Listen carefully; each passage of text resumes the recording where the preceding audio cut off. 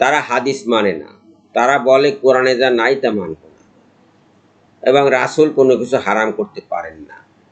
কিন্তু স্পষ্টত আল্লাহ বলছেন যে আল্লাহ নিজে কিছু হারাম করেছেন আর তার রাসূল কিছু হারাম করেছেন। আসসালামু আলাইকুম বন্ধুগণ, সূরা তাওবার ২৯ নম্বর আয়াতের প্রতি আপনাদের দৃষ্টি আকর্ষণ করছি। এখানে বলা হচ্ছে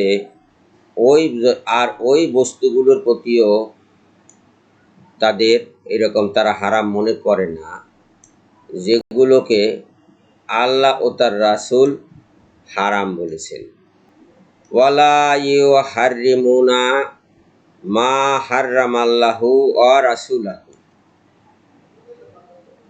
তার মানে যেমন আল্লাহ হারাম করেছেন, কোরআনে আল্লাহ ঘোষণা করেছেন কোন কোন বস্তু হারাম সুস্পষ্ট রূপে, আর কিছু বস্তু কোরআনে সুস্পষ্ট রূপে উল্লেখ হয় নাই হারাম হিসাবে, কিন্তু রাসূল সেগুলোকে হারাম করেছেন, যার বর্ণনা আমরা পাচ্ছি হাদিসে। যেমন মদ খেতে আল্লাহ পাক হারাম করেছেন, মদের পাত্র হারাম করেননি, কিন্তু রাসূল সাল্লাল্লাহু আলাইহি ওয়াসাল্লাম মদের পাত্র হারাম করেছেন। কুকুরের মাংস সরাসরি সুস্পষ্ট রূপে নাম দিয়ে কুকুরের মাংস বা বাঘের মাংস, সিংহের মাংস, শকুনের মাংস, এগুলোকে আল কোরআনে সুস্পষ্ট রূপে হারাম করা হয়নি, কিন্তু বলা হয়েছে সকল অপবিত্র বস্তু হারাম। এই প্রাণীগুলোর মাংস অপবিত্র, যেহেতু তারা অপবিত্র বস্তু খায়, সেই কারণে তাদের মাংসও অপবিত্র। এইটার সুস্পষ্ট ব্যাখ্যায় আল হাদিসে এই বস্তুগুলোকে হারাম করা হয়েছে, ওই প্রাণীগুলোর মাংস হারাম করা হয়েছে। এখন আহলে কোরআন নামে পরিচিত মূর্খের দলটি, তারা হাদিস মানে না, তারা বলে কোরআনে যা নাই তা মানব না, এবং রাসূল কোনো কিছু হারাম করতে পারেন না।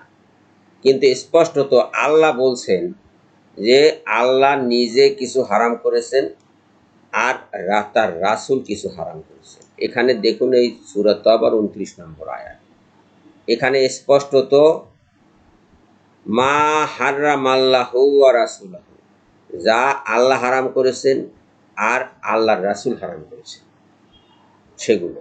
তার মানে রাসূল হারাম করতে পারেন, রাসূলকে সেই ক্ষমতা আল্লাহ পাক দিয়েছেন, সেই এখতিয়ার আল্লাহ পাক দিয়েছেন। এই হাদিসগুলোকে মানলে এতে শিরক হওয়ারও কোনো সম্ভাবনা নাই, ঈমান হারানোরও কোনো সম্ভাবনা নাই, বরং এগুলো না মানলেই ঈমান হারা হয়ে কাফির হওয়ার সম্ভাবনা আছে। এবং যারা এগুলোকে মানবে না তাদের বিরুদ্ধে আল্লাহ পাক যুদ্ধ করার নির্দেশ দিয়েছেন, যুদ্ধ করতে থাকো তাদের বিরুদ্ধে। এখন বন্ধুগণ, আসুন আমরা এই আহলে কিতাবদের বিরুদ্ধে, আমরা এই আহলে কিতাব এবং আহলে কোরআন বলে পরিচিত যে সমস্ত লোক আছে যারা রাসূলকে মানে না এবং রাসূল যে সমস্ত বস্তু হারাম করেছে সেগুলোকে হারাম বলে মানে না, তাদের বিরুদ্ধে আমরা যুদ্ধ করি। এখন সেই পুরানা দিনের যুদ্ধ আর এখনকার যুদ্ধে একটু পার্থক্য আছে। এখন যুদ্ধ হয় রাষ্ট্রে রাষ্ট্রে, আগের মতো সেই তরবারি বা তীর ধনুক নিয়ে যুদ্ধ হয় না, কাজে এখনকার যুদ্ধ ভিন্ন। আর একটা যুদ্ধ আছে, সেটা হলো কলমের যুদ্ধ, কথার যুদ্ধ, বিশ্বাসের যুদ্ধ, প্রচারণার যুদ্ধ। এই যুদ্ধটা আমরা এখন তাদের বিরুদ্ধে করব। প্রচারণার যুদ্ধ, কথার যুদ্ধ, লেখনির যুদ্ধ।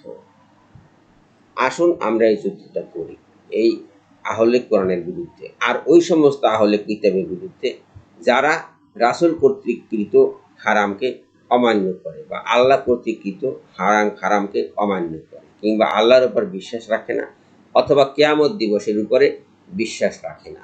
তাদের বিরুদ্ধে আমাদের যুদ্ধ করতে হবে। এই যুদ্ধে হয়তো রক্ত ঝরবে না, আমরা যুদ্ধের কথা বলছি, কিন্তু এই যুদ্ধে ইমানদারদের ঈমান পোক্ত হবে এবং এইসব বেঈমান, এইসব নালায়েক দুর্বল হয়ে যাবে, পর্যুদস্ত হবে এবং তাদের হয় মুখ বন্ধ হবে, না হয় তারা সমাজে লাঞ্ছিত হবে। সবাইকে ধন্যবাদ জানিয়ে এখনকার মতো বিদায় নিচ্ছি। আল্লাহ হাফেজ।